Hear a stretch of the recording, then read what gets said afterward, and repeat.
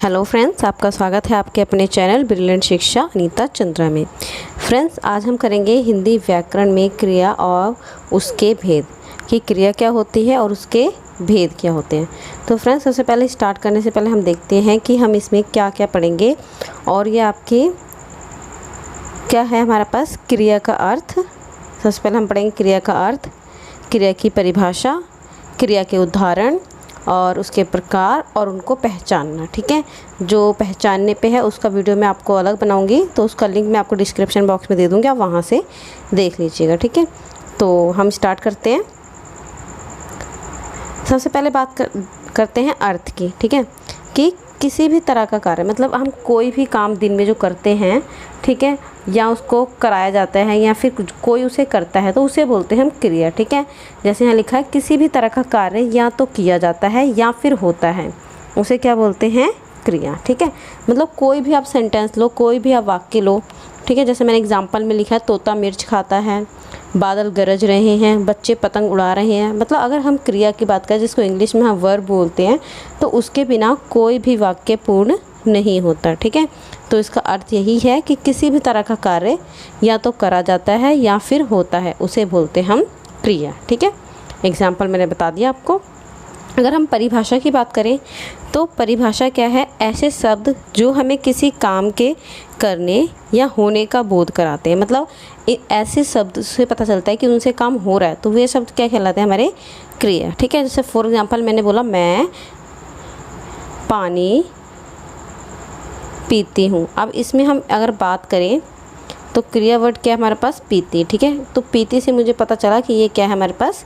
क्रिया हो रही है। ठीक है, तो देखो अलग हम परिभाषा और देखें तो क्या है कि जिस शब्द से किसी काम का करना, होना, कहना पाया जाए, मतलब किसी भी शब्द में अगर करना हो, होना हो या कहना हो तो उसे क्रिया कहते हैं। ठीक है, जैसे होना, करना, खाना, पीना, हंसना, दौड़ना। ठीक है, ये क्या है हमारे पास? क्रिया।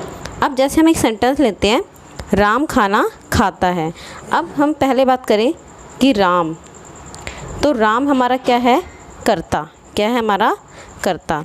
और खाना क्या है हमारा? कर्म। और खाता क्या है हमारा? क्रिया। ठीक है, तो राम खाना खाता है, तो जब कर्ता क्या होता है? जो हमारे सेंटेंस में काम कर रहा होता है। ठीक है, वो क्या हमारा? कर्ता। और क्या काम कर रहा है? खाने का, तो वो होगी क्रिया। और क्रिया का प्रभाव किस पे पड़ रहा है? खाने पर। ठीक है, तो खाना क्या है हमारा? कर्म। तो हमारे पास जो सेंटेंस बनता है, जो वाक्य बनता है, वो कैसे बनता है? कर्ता, कर्म और क्रिया। ठीक है, तो क्रिया के और उदाहरण देखो। देखा राकेश गाना गाता है, तो राकेश क्या है यहाँ पे? करता है, गाना क्या हमारा? कर्म हो रहा है, और गाता क्या है हमारे पास? क्रिया। ठीक है, सेम मोहन पुस्तक पढ़ता है, तो मोहन क्या है हमारे पास? करता, पुस्तक हमारे पास होगी कर्म, और पढ़ता, क्रिया का प्रभाव किस पे पड़ता है? पुस्तक पे। ठीक है, मीना नाचती है, मीना क्या है हमारे पास? करता, और नाचना क्या है हमारे पास? कर्म। ठीक है, तो अब हम जब इनके और अगला क्या है हमारे पास? घोड़ा घास खाता है, तो घोड़ा क्या हो गया हमारे पास? कर्ता हो गया, घास हो गया कर्म, और खाता हो गया क्रिया। ठीक है, तो ये तीन चीज़ें आपको समझनी है सबसे पहले कि कर्ता, कर्म और क्रिया। और ये कर्ता और कर्म जो है हमारे कारक में आते हैं, तो उन पे वीडियो में बना दूंगी। ठीक है, तो कर्ता, कर्म और क्रिया एक सेंटेंस में हमारे ये तीनों होते हैं, और इसके आधार पे ही हम जब इनके भेद करेंगे तो उनको समझने की कोशिश करेंगे। ठीक है, देखो अगर हम क्रिया के प्रकार या भेद की बात करें तो क्रिया के जो भेद हैं वो दो तरह के होते हैं, सकर्मक क्रिया और अकर्मक क्रिया। फ्रेंड्स, से पहले अगर आप हमारे वीडियो पर नए हैं तो चैनल को सब्सक्राइब करें, बेल आइकन को बटन प्रेस करें, ताकि आपको आगे आने वाली वीडियो के नोटिफिकेशन मिल सके और आप कोई भी वीडियो स्किप ना कर सकें। ठीक है फ्रेंड, तो हम स्टार्ट करते हैं सकर्मक क्रिया और अकर्मक क्रिया। तो फ्रेंड, अगर हम कोई भी हिंदी में बात करते हैं तो हिंदी में जो वर्ड होते हैं, जो शब्द लिखे होते हैं, उनका अर्थ जानने की कोशिश करो। जब आपने उनका अर्थ जान लिया, इसका मतलब क्या है? आपने आधा काम वहीं पे कर लिया। ठीक है, तो स जहाँ पे भी आ जाता है उसका मतलब है साथ में, और जहाँ पर आ जाता है उसका मतलब नहीं। ठीक है, अभाव हो जाता है। तो सकर्मक, स मतलब साथ, कर्म मतलब काम, मतलब जहाँ पे कर्म साथ में हो। ठीक है, तो उसको बोलते हैं सकर्मक क्रिया। क्या बोलते हैं उसको? सकर्मक क्रिया, मतलब कर्म के साथ। अब इसको भी देख लेते हैं कि क्या होता है। लिखा जिस क्रिया में कर्म का होना जरूरी हो, मतलब हमने अभी पढ़ा, जैसे मैंने लिखा घोड़ा घास खाता है, घोड़ा घास खाता है, तो जो घोड़ा है वो क्या है हमारे पास कर्ता, और जो घास है वो क्या है हमारे पास कर्म, और हमारे पास क्या था खाता है वो हमारे पास क्या है क्रिया। ठीक है, तो कर्म का होना जरूरी है किसमें, सकर्मक क्रिया में। ठीक है, तो जिस क्रिया में कर्म का होना जरूरी होता है वह क्रिया सकर्मक क्रिया कहलाती है। ठीक है, कौन सी कहलाती है, सकर्मक क्रिया। इन क्रियाओं का असर कर्ता पर ना पड़कर कर्म पर पड़ता है।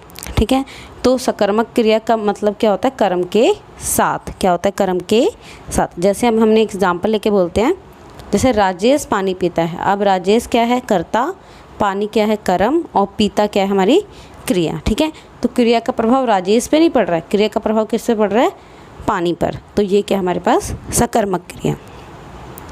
अगला एग्जाम्पल लेते हैं, रमेश फल खाता है, तो रमेश हमारे पास क्या है कर्ता, फल क्या है हमारे पास कर्म, और खाता है का मतलब क्या हमारे पास क्रिया। तो खाने का प्रभाव किससे पड़ रहा है, फल पर। ठीक है, तो ये क्या हमारे पास सकर्मक क्रिया।